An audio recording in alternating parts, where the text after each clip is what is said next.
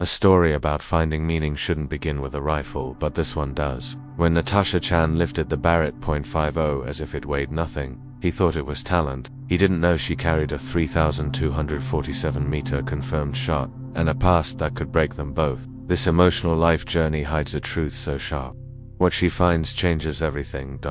The first thing Marcus noticed about Natasha Chan wasn't her silence, it was her stillness. Most new arrivals carried noise with them, nervous footsteps, restless eyes, hands that fidgeted because they didn't yet believe they belonged here. Natasha arrived with none of that. She stepped onto the dusty training compound like someone who had already measured every angle of the place before setting foot inside it, but Marcus watched her from the observation platform, arms crossed, jaw tight. He'd trained hundreds of shooters, seen every kind of prodigy and pretender, but Natasha moved with a strange contradiction, soft at the edges, sharp at the center, quiet but not uncertain, reserved but not shy, someone who hid discipline inside gentleness. Micro hook gives. It was the way she breathed that unsettled him. She inhaled the wind like she expected it to speak. Most recruits stared at the Barrett .50 with wide eyes, the way a man looks at a machine he's half convinced might kill him. But Natasha lowered herself beside the rifle like she was kneeling beside an old memory.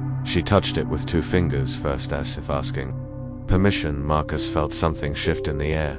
He had seen strong men crumble under that rifle's recoil. The Barrett punished arrogance. It demanded respect. Yet Natasha's hands were steady, her posture grounded, her eyes dark and unreadable as a shuttered room. Still, Marcus assumed what any instructor would. This was her first time with a weapon that could shatter concrete at half a mile.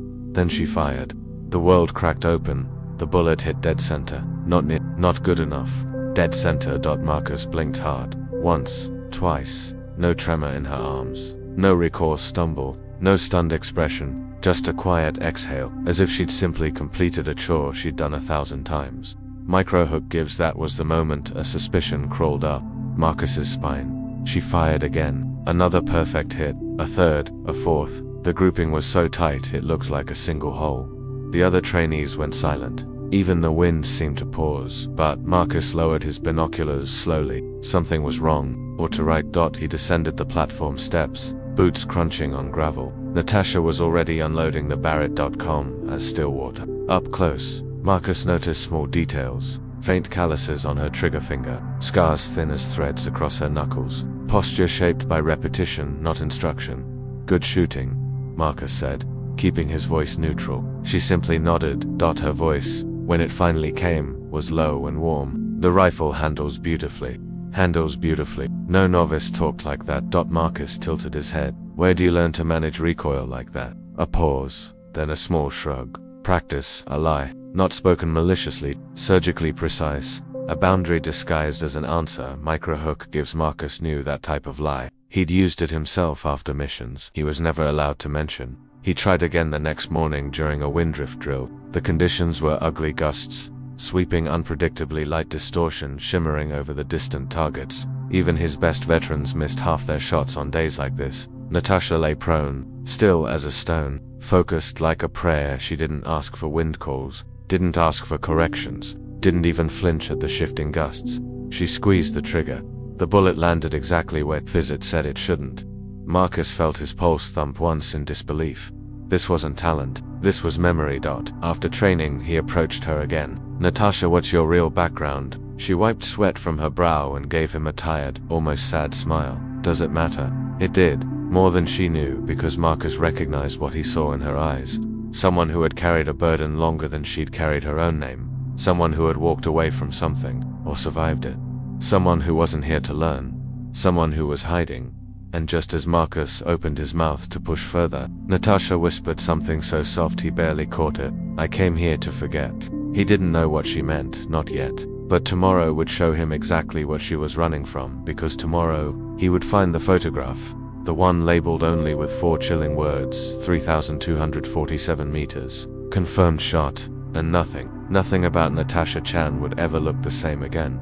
If you're drawn to life-meaning stories, faceless YouTube storytelling, and slow-burn suspense narratives, stay with this journey. Marcus had spent half his life around secrets, half-truths, and classified shadows. Yet nothing prepared him for the photograph sitting on his desk the next morning, left inside an unmarked envelope, the kind used when someone wanted a message delivered, but not traced. The image was stark, a harsh, wind-flayed mountain range, the kind of place where the world thins and silence becomes a weapon. At the bottom corner, written with a pen that pressed too hard into the paper, were 4 numbers: 3,247 meters.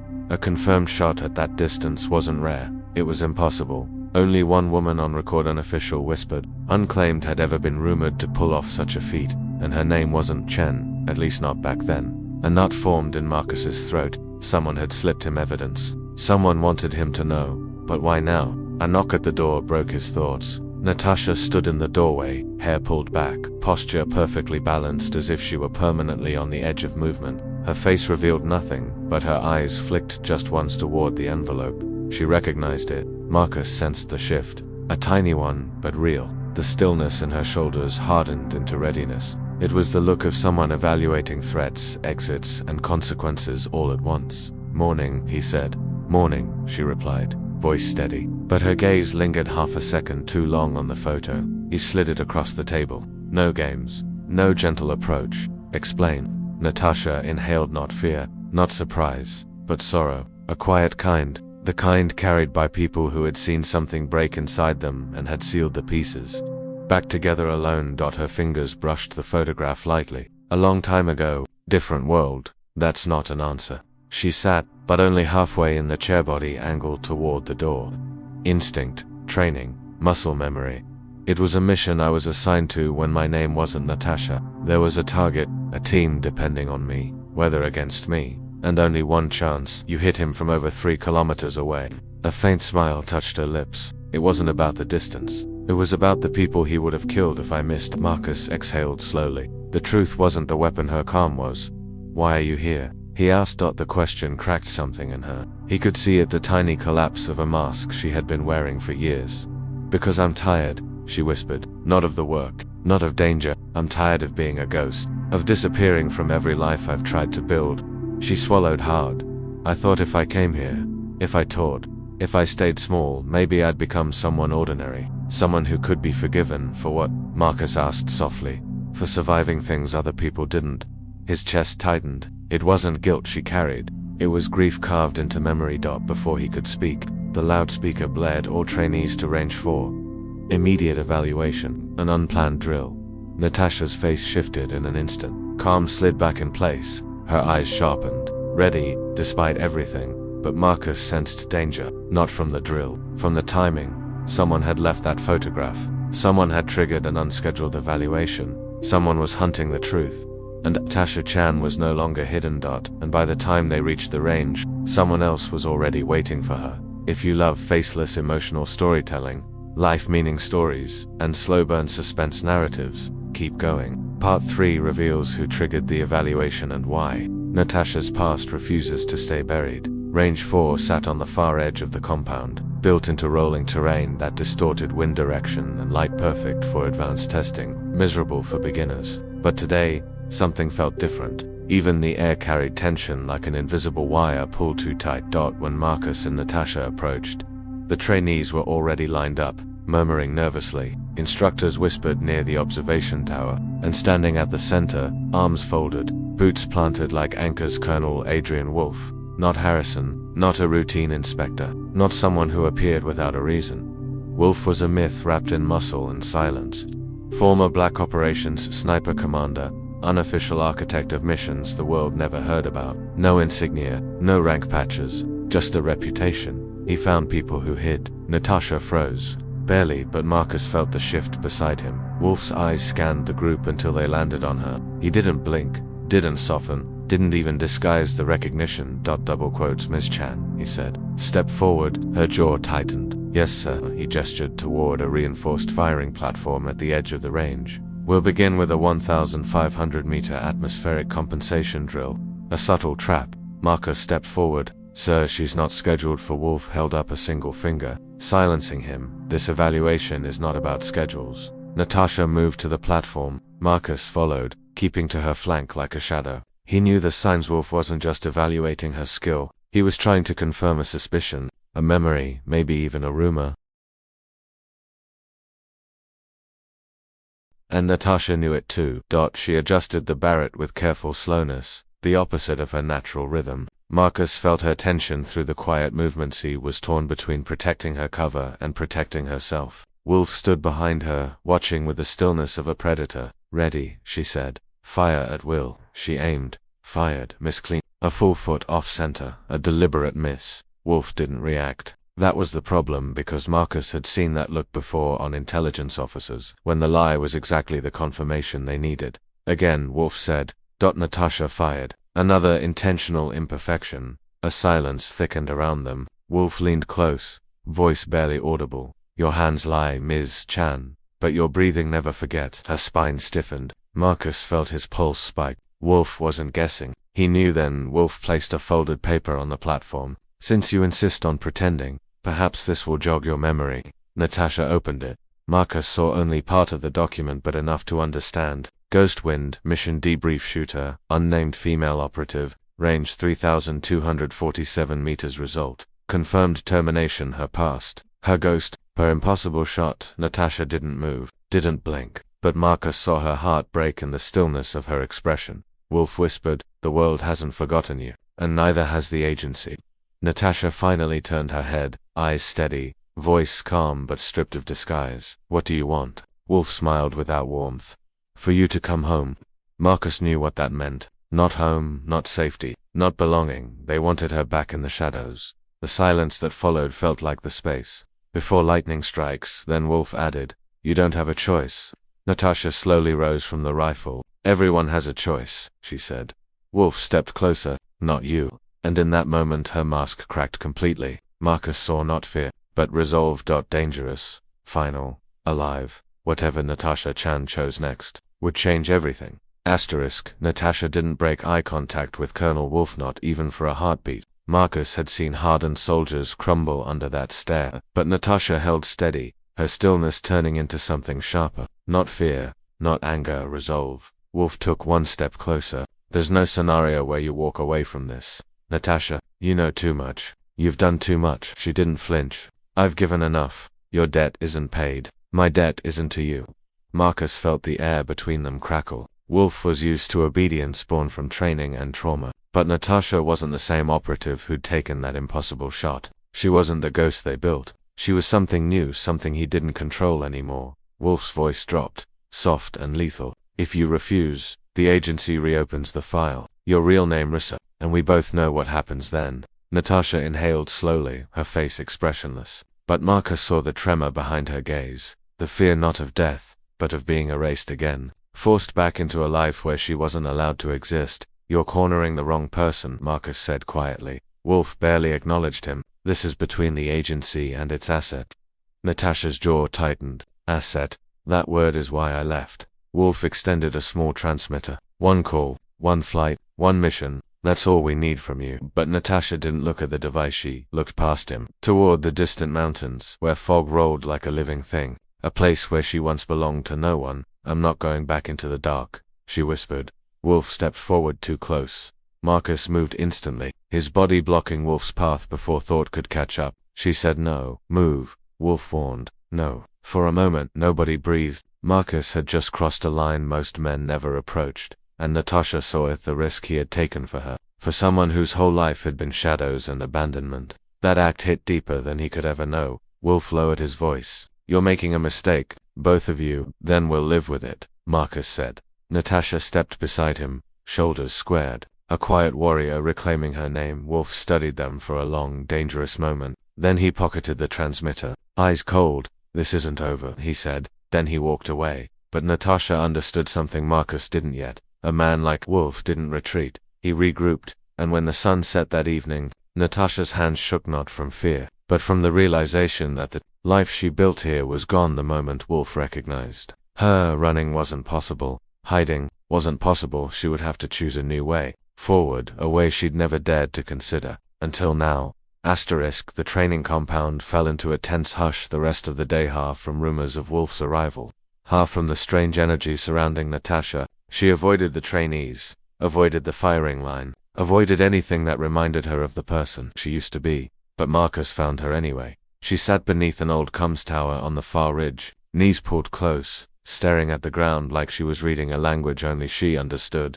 He approached quietly. "Tell me what they did to you." A smile ghosted across her lips. "You ask as if it was one thing." He sat beside her, waited, and slowly, like opening a wound she'd stitched shut. "Years ago," Natasha spoke, "I joined the program when I was 19, not because I wanted to be a sniper, because they promised purpose. Promised that I could be someone who saved lives, not ruined them." She exhaled shakily. "They trained us to feel nothing, to become instruments, precision without identity." Marcus watched her hands curl slowly into fists, as if remembering old commands etched into muscle. "Ghost wind wasn't supposed to break me," she continued, "but it did. Not the shot, the silence afterward, the way everyone disappeared, the way my life was rewritten without asking me." Her voice softened. "You ever lose yourself so completely you forget your own reflection?" Marcus swallowed. Once he admitted, "Never like you." She looked at him, then really looked. "The shot they keep chasing wasn't hard because of the distance. It was hard because I knew the moment I pulled the trigger, the agency would erase me." Marcus felt the weight of her confession settle between them like a storm cloud. "Wolf doesn't want me for a mission," she said quietly. "He wants to bury the last part of me that's human." "And what do you want?" Marcus asked. Natasha stared at the horizon, at the mountains, at the light bleeding across the sky. "I want a life where I don't have to run, where I don't have to kill, where I can teach without hiding, where I can sleep without listening for footsteps outside my door." She turned to him. "But people like me don't get that." Marcus shook his head. "Maybe you do now." She frowned. "Why?" "Because you're not alone anymore." Those words struck her harder than any bullet ever could. Natasha looked away quickly, blinking back something she didn't want him to see. Softly, she said, "That's what scares me." A message came through Marcus's radio, then urgent, clipped, from the command center. "Marcus, we've got movement at the south perimeter. Unidentified vehicle. Colonel Wolf's credentials." Natasha's breath hitched. "He's coming back," she whispered. Marcus stood. "Then it's time to decide." Natasha rose slowly, courage gathering like a tide. And for the first time, she chose to fight for her own future, even if it meant facing the man who once owned her life. Night draped the compound in cold blue shadows as Wolf's unmarked vehicle rolled through the south gate. No headlights, no escort, just the hum of an engine carrying inevitability. Natasha stood in the courtyard with Marcus at her side, the two of them facing the darkness like a single line drawn in the sand. Wind scraped the gravel. The quiet was monstrous. Wolf exited the vehicle wearing no expression at all. "Our man arriving not for negotiation but retrieval." "Natasha," he said, "last chance." Marcus stepped forward. "She's not going with you." Wolf ignored him. "You know how this ends. You run, we hunt. You hide, we find. You fight to lose. Come back, and you live." Natasha shook her head. "I lived your way. I'm done." Wolf's jaw twitched, the smallest fracture in his control. "Then you force my hand." More doors opened. Two operatives stepped out, silent, armored, faceless. Containment, not combat. They moved to flank her. Marcus reached for his sidearm. Natasha touched his wrist lightly. "No," she whispered. "You'll die. Let me end this my way." She stepped forward alone. "What do you want from me?" she asked Wolf. "Your silence," he answered. Natasha exhaled. "You can't have it." And then she turned in a single fluid motion. She lifted the Barrett from where she had placed it on the ground earlier, locked into a preset angle. Marcus hadn't even noticed her prepare. She didn't aim at Wolf, didn't aim at the operatives. She aimed at the comms tower behind them. The trigger broke the night. The bullet tore through the tower's primary relay node, severing the agency's encrypted uplink. Sparks rained like white fire. The compound plunged into blackout. No cameras, no live feed, no extraction protocols. Wolf's operatives froze. No orders, no connection, just static. Natasha lowered the rifle, voice steady. "You no longer control me." Wolf stared at the smoking tower as realization settled in. "You just declared war," he said softly. "No," Natasha replied. "I declared freedom." Marcus stepped to her side, shielding her subtly. Wolf looked at him, disgust curling his lip. "You're protecting a weapon." Marcus shook his head. "I'm standing beside a person." Wolf stepped back toward the vehicle, defeated not by force, but by loss of control, the one thing a man like him could never tolerate. "This isn't over," he warned. Natasha met his gaze. "Yes, it is." He drove away without another word.